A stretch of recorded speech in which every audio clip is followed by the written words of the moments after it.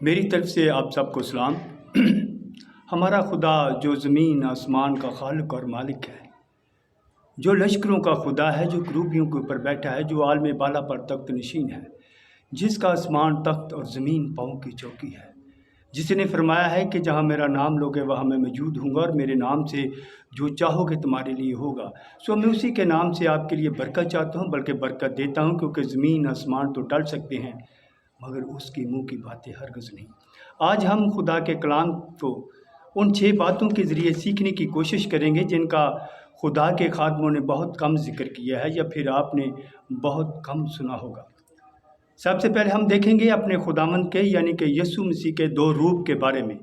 पहला रूप उसका कौन सा है, दूसरा रूप उसका कौन सा है। पहले रूप में वो कहाँ था, कैसे था और क्या फ़राइज़ सरंजाम दे रहा था। दूसरे रूप में वो कहाँ है, कैसे है और क्या ड्यूटी सरंजाम दे रहा है। नंबर 2, वो मशीर है, मशीर खुदा है। उसने खुदा को क्या मशवरा दिया या फिर खुदा ने उससे क्या मशवरा लिया। नंबर 3, खुदा के कलाम में लिखा है कि हर चीज़ उसके वसीला से बनी है, कोई चीज़ भी उसके वसीला के बगैर पैदा नहीं हुई। इन सारी चीज़ों को बनाने में उसका क्या किरदार है, क्या रोल है। नंबर 4, लूसीफर ने घमंड किया। घमंड की क्या वजह थी, वो कौन सी ऐसी बात आई उसके दिल में जिसके सबब से उसने घमंड किया। नंबर 5, लूसीफर ने खुदा के ख़िलाफ़ बगावत की। बगावत की क्या वजह थी। नंबर 6, खुदा के कलाम में लिखा है कि खुदा ने जब आदम और हवा को बनाया तो उन्हें बाग अदन में रखा। खुदा हर रोज़ ठंडे वक्त जाकर आदम और हवा से बातें करता है। कभी खुदा सवाल करता है और आदम जवाब देता है, कभी आदम सवाल करता है और खुदा जवाब देता है। वो कौन सी बातें थी जो खुदा हर रोज़ आकर आदम और हवा से करता है। इन 6 बातों के ज़रिए ही हम खुदा के पाक कलाम से सीखने की कोशिश करेंगे। सबसे पहले तो मैं आपको बताना चाहता हूँ कि इससे पहले मैंने कभी भी खुदा के कलाम को पुलपिट या स्टेज पर नहीं सुनाया। उसकी वजह यह है कि ना तो मैं कोई पादरी हूँ, ना खुदा का कलाम सुनाने वाला खुदा का खादम या मनाद हूँ। एक आम आदमी हूँ, स्पेशल नहीं हूँ। तो भी खुदा ने अपना कलाम जो मेरे दिल में डाला है मैं ज़रूर आपके साथ शेयर करूँगा। हो सकता है मेरे बयान करने का तरीका ठीक ना हो, अंदाज़े बयान ठीक ना हो, तो भी मैं कोशिश करूँगा।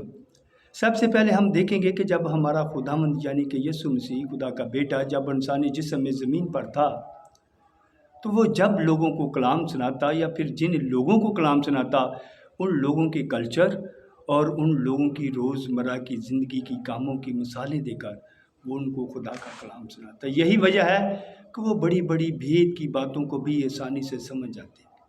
आज हम भी खुदा के कलाम को उन 6 बातों अपनी रोज़मर्रा की ज़िंदगी के कामों से और माजी में हमारे यहाँ जो कुछ भी हुआ है या हो रहा है उन्हीं से खुदा के कलाम से सीखने की कोशिश करेंगे। सबसे पहले हम देखेंगे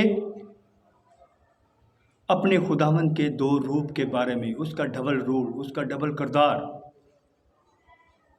इससे पहले कि हम उसके पहले रूप को देखें, हम उसके दूसरे रूप को पहले तफसील से देखेंगे और उसके बाद पहले रूप को देखेंगे।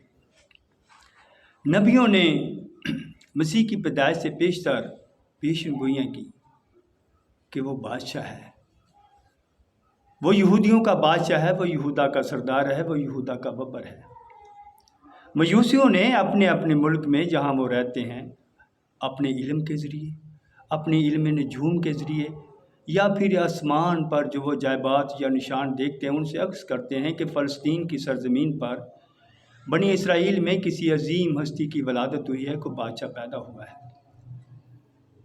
सो वो अपने हदिये लेकर, अपने तोहफे लेकर आसमान पर जो वो सितारा देखते हैं उसकी रहनुमाई में, उसकी मदद से वो यरूशलेम में पहुंचते हैं और जाकर हेरोदीस से पूछते हैं कि यहूदियों का बादशाह जो पैदा हुआ है वो कहाँ है, क्योंकि हम पूरे में उसका सितारा देकर उसे सजदा करने के लिए आए हैं। कुछ ऐसे लोग भी हैं ये यीशु को बादशाह देखना चाहते हैं, बादशाह बनाना चाहते हैं। वो उसके रास्ते में कपड़े बचाते हैं, खजूरों की डालियाँ लेकर, दरख्तों की डालियाँ लेकर होशाना के नारे लगाते हैं कि ये हमारा बादशाह है, ये खुदा की तरफ से हमारा होने वाला बादशाह है। नबियों ने पेशन गोइयाँ की कि वो बादशाह है। मयूसियों ने कहा अपने इल्म के ज़रिए, और फिर समान पर जो जायबात निशान देखते हैं उनसे अक्स करते हैं कि ये बादशाह है। और फिर लोगों ने भी उसके रास्ते में कपड़े बिछाए, दरख्तों की डालियां लेकर, हो खजूरों की डालियां लेकर होशाना के नारे लगाए कि ये बादशाह है। मगर यीशु ने फरमाया कि मेरी बादशाही इस दुनिया की नहीं। यीशु की बादशाही इस दुनिया की नहीं, तो फिर वो कौन सी दुनिया है जहाँ यीशु बादशाही करेगा? वो कौन सा मुल्क है जहाँ उसकी हुकूमत होगी? क्या वो मुल्क अभी तक आबाद नहीं? क्या वहाँ कोई इंसान नहीं बसता? क्या वहाँ हर चीज़ जाम है, साकन है, कोई वहाँ बुदोबाश नहीं? या फिर वो मुल्क आबाद है, वहाँ इंसान बसते हैं, हर चीज़ मामूल पर काम कर रही है, बच्चे स्कूल कॉलेज जाते हैं, बाज़ार मार्केटें खुली हैं, उस मुल्क में कभी किसी चीज़ की कमी या किल्लत नहीं हुई, ना आटे चीनी का बहरान, ना तेल की कमी, ना उस मुल्क में कभी कर्ज़ की ज़रूरत महसूस हुई है। मतलब ये कि वो मुल्क तरक्की याफ्ता है, तरक्की पजीर है, यहाँ यीशु हुकूमत करने वाला है। तो फिर वो उस मुल्क पर फ़िलहाल किसका राज है, किसकी हुकूमत है, कौन तख्त पर विराजमान है?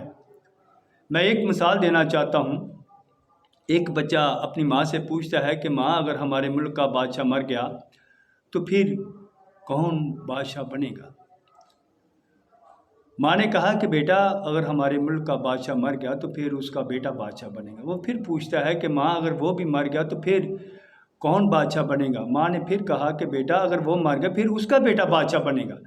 वो तीसरी बार फिर पूछता है कि माँ, अगर वो भी मर गया तो फिर कौन बादशाह बनेगा? माँ ने कहा कि बेटा, वो मर गया, बल्कि सारी दुनिया भी मर जाए, तू बादशाह नहीं बन सकता, क्योंकि बादशाह का बेटा ही बादशाह बनता है। इसका मतलब यह है कि यीशु अगर होने वाला बादशाह है तो फिलहाल उसका बाप तख्त पर बैठा है, बाप तख्त पर विराजमान है, उसकी हुकूमत है, और यीशु एक वली अहद का रोल अदा कर रहा है, यानी कि होने वाला बादशाह, फ्यूचर का बादशाह, मुस्तकबिल का बादशाह। वली अहद, वली अहद किसे कहते हैं? फ़र्ज़ करो एक बाप के 4 बेटे हैं, यानी कि बादशाह के 4 बेटे हैं। वो चारों शहजादे ज़रूर कहलाएंगे, मगर तख्त पर सिर्फ एक ही बैठेगा, जिसे हम वली अहद कहते हैं।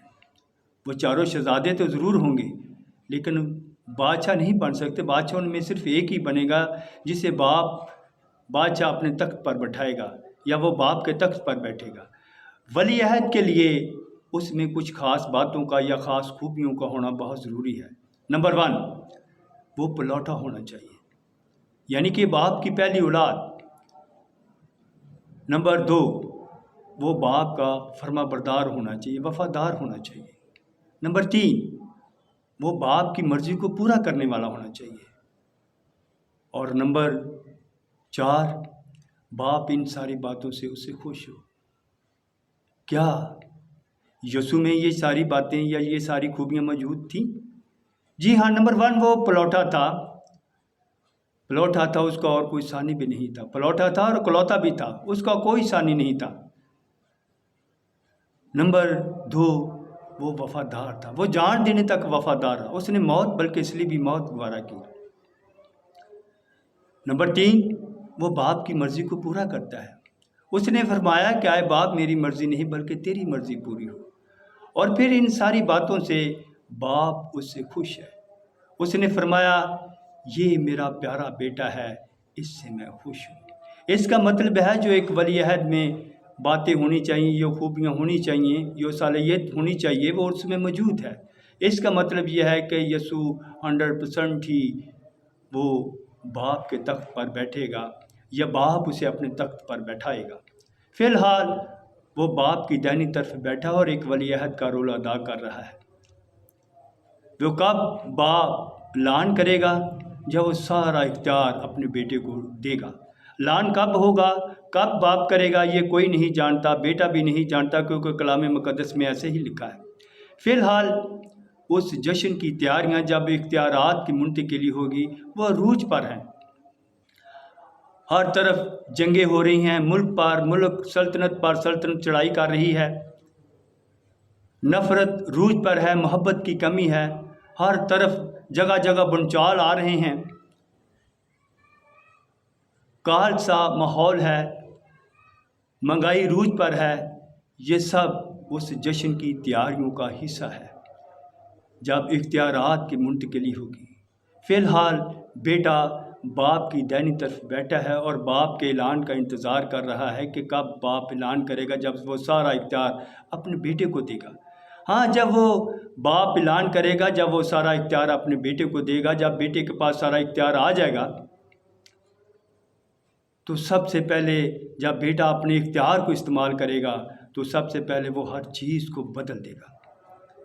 اس وقت ہمارا نیا روپ ہوگا، نئی سوچ ہوگی، نئے خیال ہوں گے، نئے ارادے ہوں گے، نیا دل و دماغ ہوگا، نئے فیصلے ہوں گے، نیا آسمان ہوگا جو لوسیفر کی وجہ سے ناپاک ہوا اور اس کی ہر چیز بھی ناپاک ہوگی۔ نئی زمین ہوگی جو آدم کی وجہ سے ناپاک ہوئی اور اس کی ہر چیز بھی ناپاک ہوگی۔ نیا آسمان ہوگا، نئی زمین ہوگی، پرانی چیزیں جاتی رہیں، دیکھو سب نئی ہوگی۔ یہ ہے اس کا دوسرا روپ۔ جو کچھ بھی وہ پہلے روپ میں وہ بناتا ہے، دوسرے روپ میں وہ اسے فنش کر دیتا ہے، اسے ختم کر دیتا ہے۔ یہ ہے اس کا دوسرا روپ ہمارے خداوند کا۔ اب ہم اس کے پہلے روپ کو دیکھیں گے۔ اس کلام کے وسیلہ سے اگر خدا نے آپ کو برکت دی ہے تو آپ کا حق بنتا ہے کہ آپ اسے لائک کریں، اور پھر پہلے روپ کو ہم اگلے پارٹ میں دیکھیں گے۔ خداوند آپ کو برکت دے، آمین۔